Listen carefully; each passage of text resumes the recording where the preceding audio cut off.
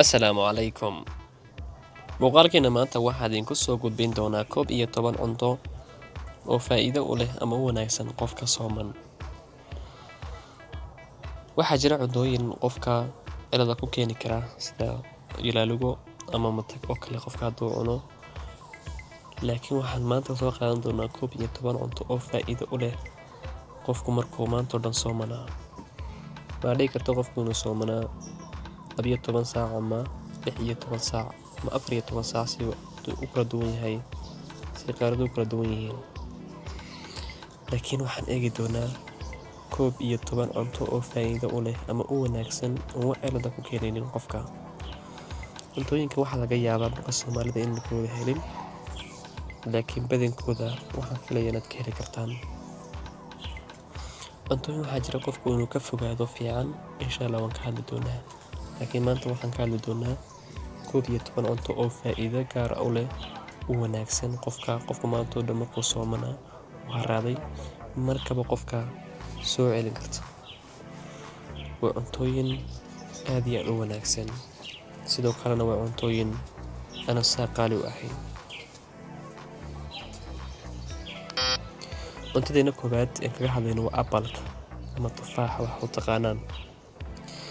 Tufaaxu faa'iidada koowaad uu leeyahay wax weeyaan waa acid base balance ama acid iyo base ayuu balance karaya. Markaad cunto waa acid waxa loo bedelaa base.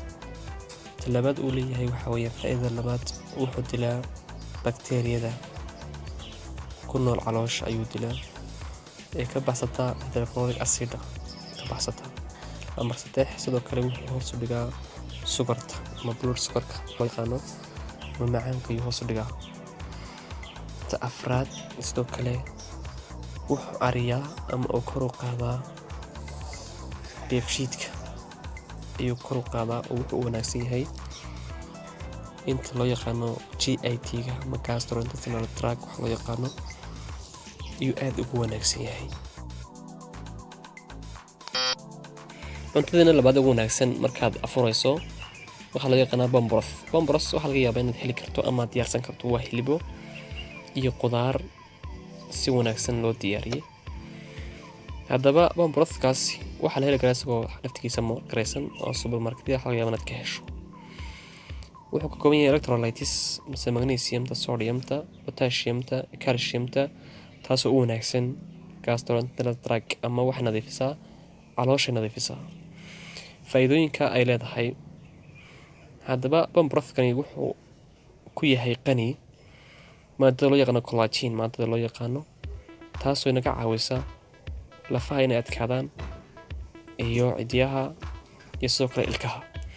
Sidoo kale waxay qani ku tahay maadada loo yaqaano glycine maadada loo yaqaano taasoo yadnaysa xagga hurdo seexashada ama insomnia waxa la yiraahdo iyo ka hortagtaa ama hurdo la'aanta iyo ka hortagtaa.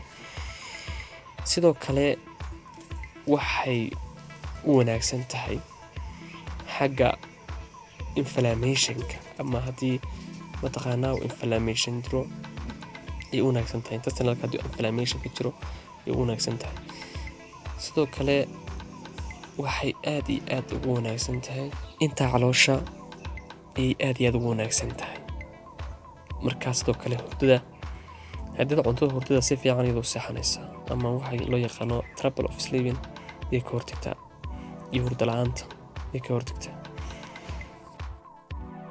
Labaad oo ahayd bomboroth dalka ka nimaadno cuntada saddexaad waa spinach wax loo yaqaano. Spinach wax laga yaabaa inaad ka heshaan meelaha supermarket-yada ama meelaha cuntooyinka lagu iibiyo suuqyada aad ka heshaan baa laga yaabaa.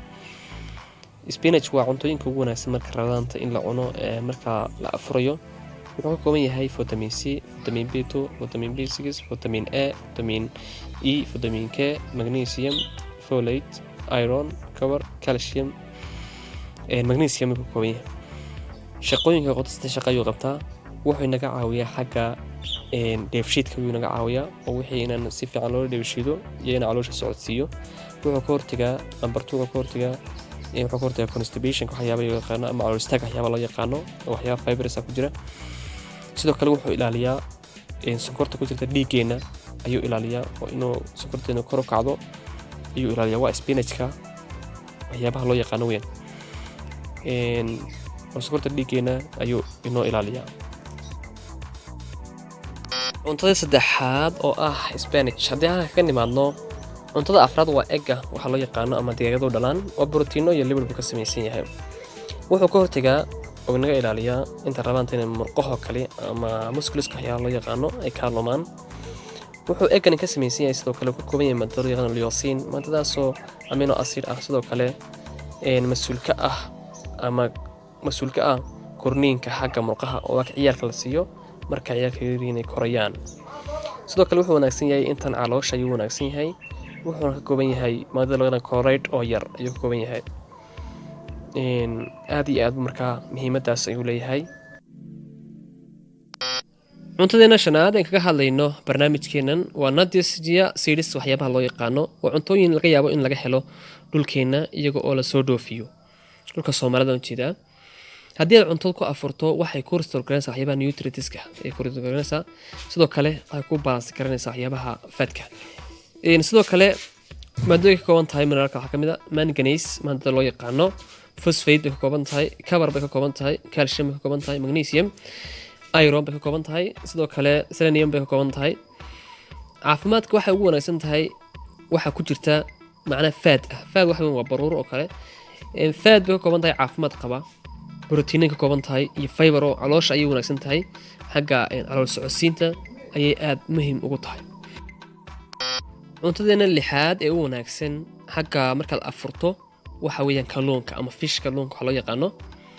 kalluunku wuxuu ka kooban yahay maadooyin ka kooban yahay haween omega 3 waxyaabo loo yaqaano ka kooban yahay oo muhiimad weyn u leh jirkaaga protein ka kooban yahay vitamin D buu ka kooban yahay vitamin D jirkii maanta dhan qalashana ee dryga noqday ayaa waxa u fiican vitamin D ga oo soo celinaya kalarka iyo nashaadka jirka ayuu soo celinaya.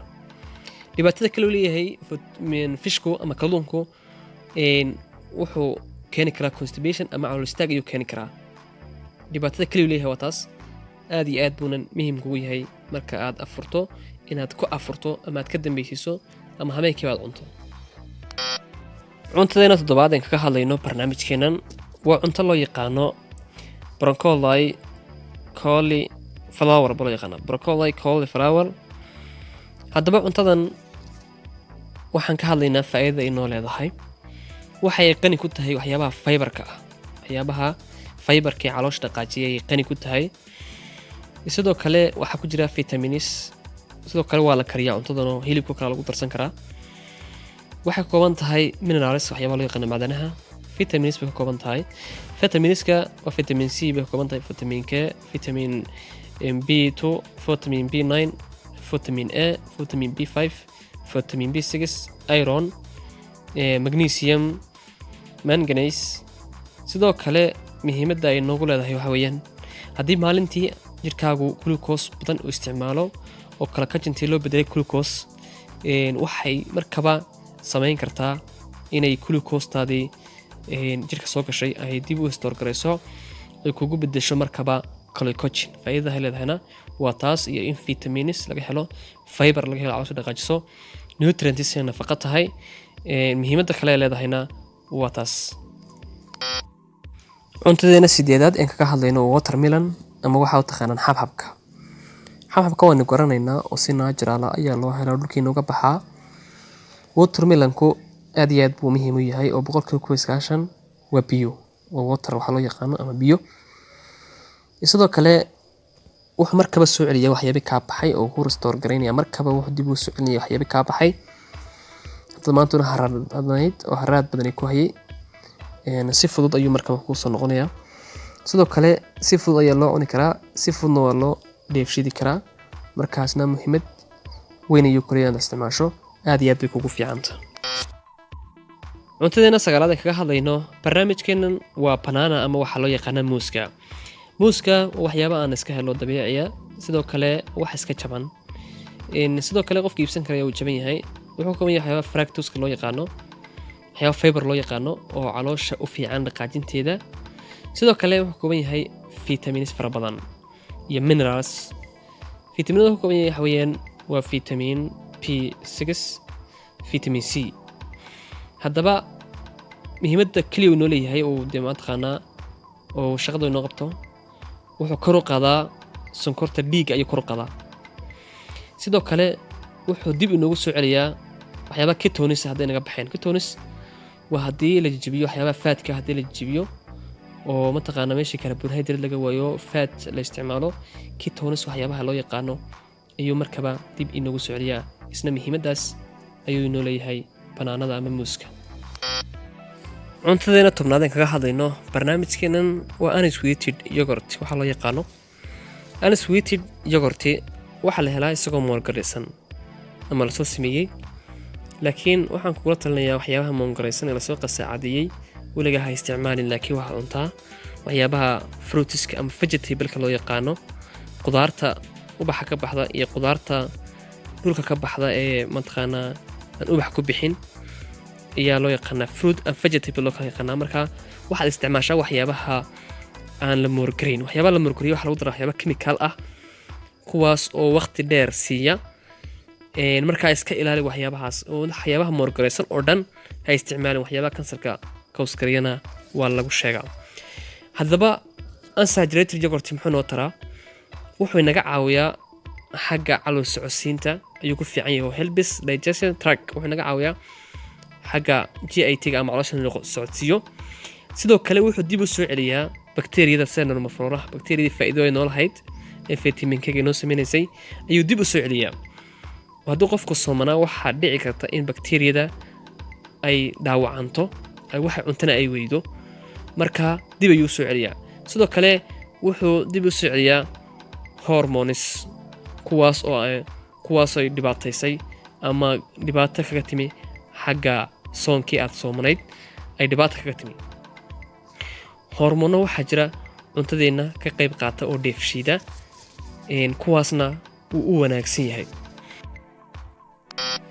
cuntadeena 11aad ee kaga hadlayno barnaamijkeena ahna ugu dambaysa waa avocado waxa loo yaqaano. avocado waxay ka kooban tahay waxyaabaha korodhka loo yaqaano oo aad u hooseeya. waxay qani ku tahay waxyaabaha loo yaqaano omega 6 waxyaabaha loo yaqaano iyo omega 3 oo ah fat. sidoo kale waxay jirkana sunta ka saartaa avocadadu. sidoo kale waxay ka kooban tahay waxyaabo minerals ama macdano waxyaabaha loo yaqaano vitamin K-ga, vitamin B6-ka, vitamin A-da iyo waxyaabaha macdanta loo yaqaano cover. sidoo kale waxay ka kooban tahay potassium-ta, folate-ka, laakiin mararka qaarkood waxay dhibaatada ay keentay waxa weeyaan inay adkayso calooshii soconaysay ama calooshii ku jiracsanayd inay ku adkayso. dhibaatadaas oo kaliya ayay leedahay. sidoo kale dhibaatada labaad leedahay dhibaatada labaad ay leedahay waxa weeyaan inay mararka qaarkood ay keeni karto calool xanuun ay ku keeni karto, caloosha ku xanuunto markaad cabto. sidoo kale waxay keeni kartaa dibiro ay keeni kartaa. sidoo kale waxay keeni kartaa calaamado dibiro ah iyo calaamado aan la jeclaysan bay keeni kartaa marka aad isticmaasho, laakiin waxyaabo maynara oo aad yar weeyaan. daawadayaal barnaamijkeenii cuntooyinka ugu wanaagsan cunida Ramadaanka halkaas ayaan kusoo gabagabeynaa maanta. cuntooyin kale ayaan ka hadli doonaa, kuwan waxay 11 cunto. cuntooyin kale oo dalkeena laga helo ayaan ka hadli doonaa iyo cuntooyinka la iska ilaaliyo markaad Ramadaanta ku jirto ee cunto caloosha maran aan wanaagsaneyn. fadlan subscribe noo saar, like mahadsanid.